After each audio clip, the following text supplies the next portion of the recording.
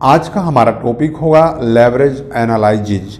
Leverage analysis यानी उत्तोलन विश्लेषण। बीकॉम, बीबीए, एमबीए, एमकॉम सभी क्लासेज में फाइनेंशियल मैनेजमेंट यानी जिस प्रकार से मैनेजमेंट अकाउंटिंग को पढ़ाया जा रहा है, यह दो प्रकार के नामों से जाना जा रहा है।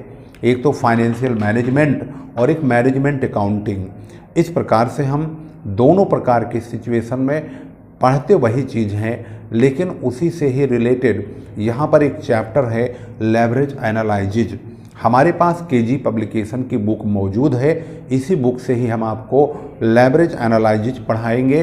बुक मायने नहीं रखती है, मायने रखता है बुक के अंदर जितनी भी जानकारी दी गई है वह आप तक किस प्रकार से पहुंच रही है और आप उसको कितना समझ पा रहे हैं। इसी से रिलेटेड लेवरेज एनालिसिस, जो कि एक लीवर शब्द जो है वहीं से लिया गया है। लीवर का मतलब होता है इस प्रकार से थोड़ा सा अगर हम बल लगाएं, थोड़ी सी ताकत लगाएं, पावर लगाएं, उसका प्रभाव कहीं बहुत ज़्यादा देखने को मिलता है। वहीं से यानी यह एक मशीनी शब्द है, इस मशीनी शब्द को ही पकड़ करके लेवरेज बनाया गया है। यह एक यांत्रिक यानी कि मशीनरी लैंग्वेज से लिया गया शब्द है, जिसमें थोड़ा सा भी अगर हम ताकत लगाते हैं तो कहीं ज़्यादा उसका प्रभाव पड़ता है। लाइक जैसे कि आप ट्रैक्टर को देखेंगे या बुलडोजर को देखेंगे, उसमें थोड़ा सा लीवर अगर खींचते हैं या पुश करते हैं, दबाते हैं, तो वह बहुत ही फास्ट वर्क करता है। यानी जैसे मिट्टी भरना हुआ, ज़मीन खोदना हुआ, इसमें हम लीवर का प्रयोग करते हैं। गाड़ियों में अगर आप देखेंगे ब्रेक मारते हैं तो हल्का सा ब्रेक मारते हैं, उसमें कितनी जल्दी ब्रेक लग जाता है। अर्थात थोड़ा सा ही अगर हम जोर लगाते हैं तो हमें उसका प्रभाव कहीं बहुत ज़्यादा देखने को मिलता है। ऐसे ही लेवरेज एनालिसिस में ही हम डेब्ट के बारे में, यानी कि जो हम कर्ज लेते हैं बिजनेस के अंदर, लोन लेते हैं, उस लोन का प्रयोग थोड़ा सा भी अगर हम करते हैं तो उससे जो इक्विटी शेयर होल्डर्स हैं उन पे उनका जो ईपीएस है, अर्निंग पर शेयर है, उसकी जो कैपेसिटी है वो काफ़ी हद तक बढ़ जाती है। इसी को ही अलग अलग तरीके से अलग अलग प्रकार के विद्वानों ने अपने अपने शब्दों में व्यक्त किया हुआ है। इसी को ही हम आगे पढ़ेंगे। कुछ प्रोफेसर की परिभाषाओं को आपके सामने डिक्टेट कर देते हैं, जो कि आपको समझने में हेल्प करेगी। जिसमें सबसे पहली परिभाषा यानी डिफिनेशन दी है सोलोमन इजरा। यानी सोलोमन इजरा के हिसाब से अगर आप ध्यान से सुने तो उन्होंने कहा है कि leverage is the ratio of the net rate of return on shareholders equity and the net rate of return on total capitalisation. यानी उनका कहने का मतलब है जो इक्विटी शेयर होल्डर हैं उनको मिलने वाली जो रेट ऑफ रिटर्न है यानी प्रत्याय दर है, उसका कुल पूंजीकरण की प्रत्याय दर के साथ अनुपात को ही उत्तोलन कहते हैं। चलिए अब हम इसके न्यूमेरिकल पोर्शन की ओर चलते हैं। प्रश्न संख्या 1 से ही इसके न्यूमेरिकल को हम स्टार्ट करेंगे। यहाँ पर आप देख रहे हैं लेवरेज एनालिसिस का प्रश्न संख्या 1 यानी कि क्वेश्चन नंबर 1 हिंदी और अंग्रेजी दोनों भाषाओं में लिखा हुआ है। यहाँ लिखा है X corporation has estimated that for a new product its break even point is 2000 units if the item is sold for ₹14 per unit. The cost accounting department has currently identified variable cost of ₹9 per unit. Calculate operating leverage for sales volume of 2500 units and 3000 units. What do you infer from the operating leverage at the sales volume of 2500 units and 3000 units and their difference if any? Question के मुताबिक यहाँ पर आपने देख लिया है, पूरी story को आपने पढ़ लिया है। जो इसमें ब्रेक इवन पॉइंट है, ब्रेक इवन पॉइंट का मतलब होता है नो प्रॉफिट नो लॉस, ना तो फायदा होगा ना ही नुकसान होगा, तो वो यूनिट है 2000 यूनिट।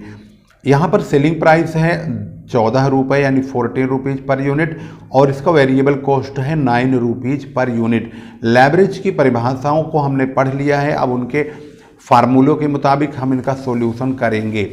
तो आप देख रहे हैं यहाँ पर क्वेश्चन नंबर 1 यहाँ पर आपके सामने स्क्रीन पर आ चुका है। यहाँ पर हमने लिखा क्वेश्चन नंबर 1 पार्टिकुलर 2000 यूनिट जो कि हमारा ब्रेक इवन पॉइंट वाला है, 2500 यूनिट और 3000 यूनिट का हमसे पूछा गया है। सेल्स जो है यहाँ पर 14 रुपये पर यूनिट है, इसको हम 2000 से मल्टीप्लाई करेंगे तो 28,000 और 2500 से मल्टीप्लाई करेंगे तो 35,000 35,000 और 3000 से मल्टीप्लाई करेंगे तो 42,000 यानी 42,000 होगा।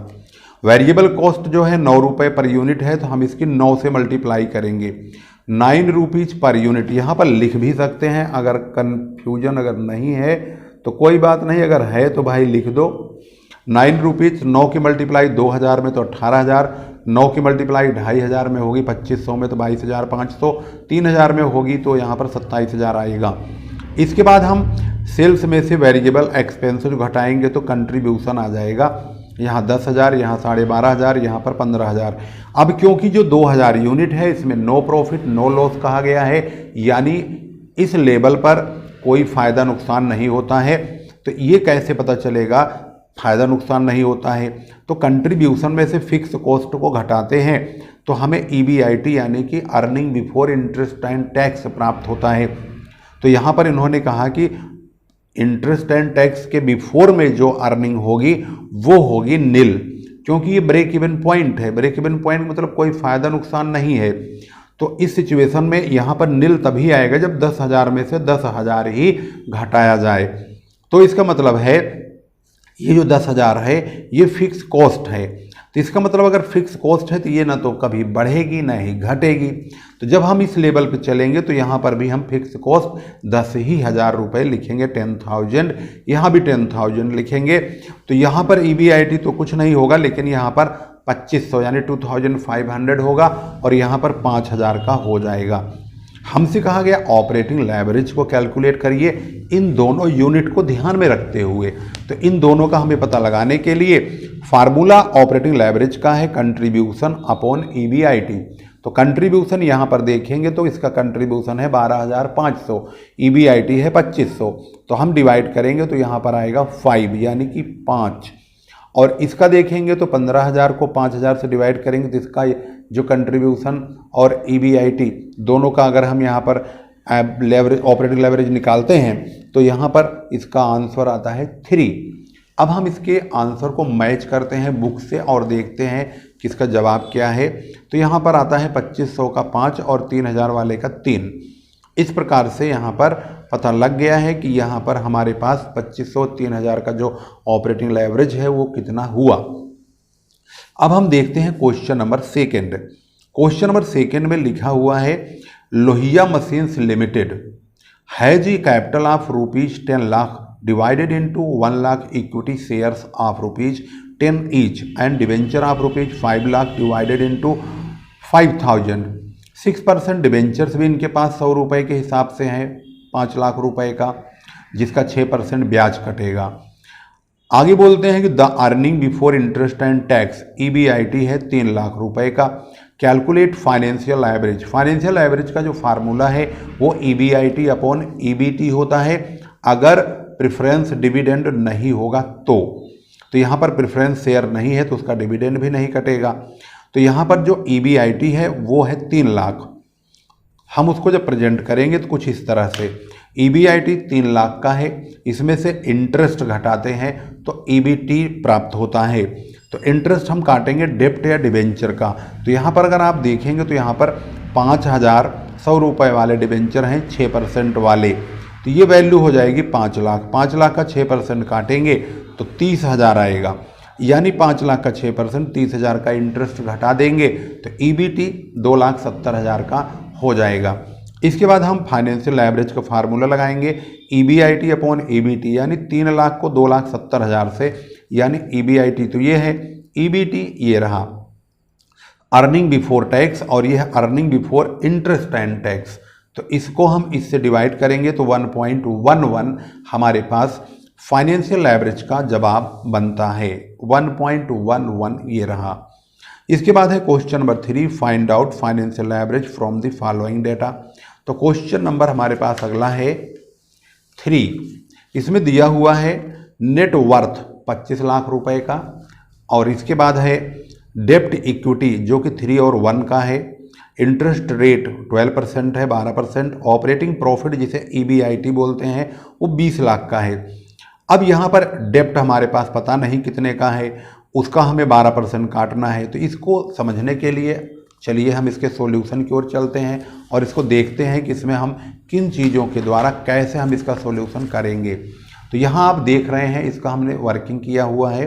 डेप्ट अपॉन इक्विटी जो कि इसकी वैल्यू 3 और 1 की दे रखी है, इन्होंने दिया हुआ है 3/1 लिखेंगे। डेप्ट हमें नहीं मालूम, लेकिन इक्विटी जिसे हम बोलते हैं नेटवर्थ वो है 25 लाख।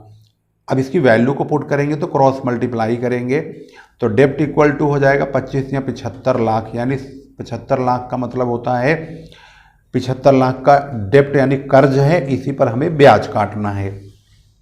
तो हमारे क्वेश्चन के मुताबिक EBIT की वैल्यू इन्होंने दिया हुआ है 20 लाख। अब 75 लाख का यानी 75 लाख रुपीज़ का 12% काटेंगे तो 9 लाख का इंटरेस्ट कटेगा, तो EBT आएगा 11 लाख का। हमारा फाइनेंशियल एवरेज जब एक्शन में होता है तो EBIT अपॉन EBT को ही बोलते हैं फाइनेंशियल एवरेज। तो EBIT ये रहा, EBT ये रहा, तो हम इसको डिवाइड करेंगे 1.82 हमारा जवाब होगा और ये रहा इसका आंसर। इस प्रकार से आपने इस वीडियो में ऑपरेटिंग लेवरेज और फाइनेंशियल लेवरेज से संबंधित 3 प्रकार के प्रश्नों को सॉल्व किया है। अगली वीडियो में हम आपके पास फिर लेकर आगे का क्वेश्चन लेकर आएंगे। ये बात आप एक बार और नोट कर लीजिए कि आपके पास किताब किसी भी राइटर की हो मायने नहीं रखती है, नॉलेज आपको अच्छा होना चाहिए, यही बहुत ज़्यादा महत्वपूर्ण है। बहुत सारे बच्चे सोचते हैं किताब हमारे पास यही होनी चाहिए, नहीं, ज़रूरी नहीं है।